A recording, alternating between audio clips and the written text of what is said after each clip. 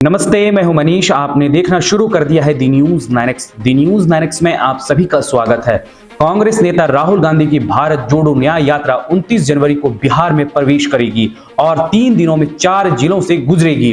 बिहार प्रदेश Congress committee के मुख्यालय सदाकत आश्रम में सोमवार को आयोजित संवाददाता सम्मेलन को संबोधित करते हुए पार्टी के वरिष्ठ नेता और विधान परिषद सदस्य प्रेमचंद्र मिश्रा ने कहा कि राहुल गांधी 29 जनवरी को पश्चिम बंगाल के सिलीगुड़ी से बिहार के किशनगंज जिले पहुंचेंगे और लोगों से बातचीत करने के साथ साथ एक जनसभा को भी संबोधित करेंगे।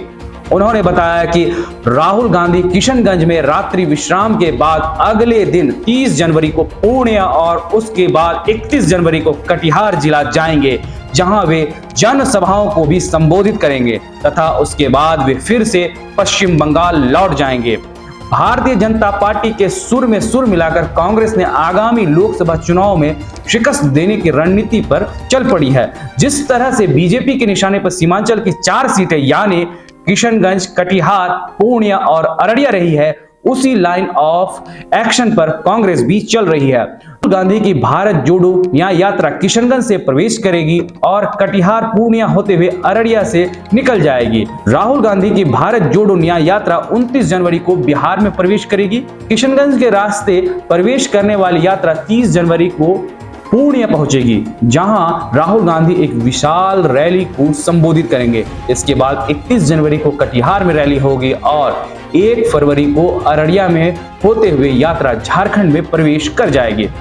फिर दूसरे चरण में होने वाली ये यात्रा बिहार के 7 जिलों से गुजरेगी। दूसरे चरण में औरंगाबाद, कैमूर और सासाराम से होते हुए उत्तर प्रदेश में प्रवेश कर जाएगी।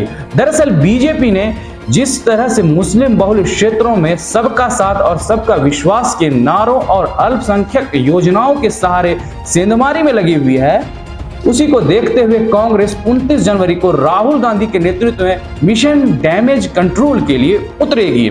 राहुल गांधी इस दौरान एक विशाल जनसभा को संबोधित करेंगे और इस पर 3 दिवसीय दौरा पर कई समूहों से मिलकर सीमांचल के वोट बैंक को कांग्रेस के पक्ष में करने की कोशिश भी करेंगे।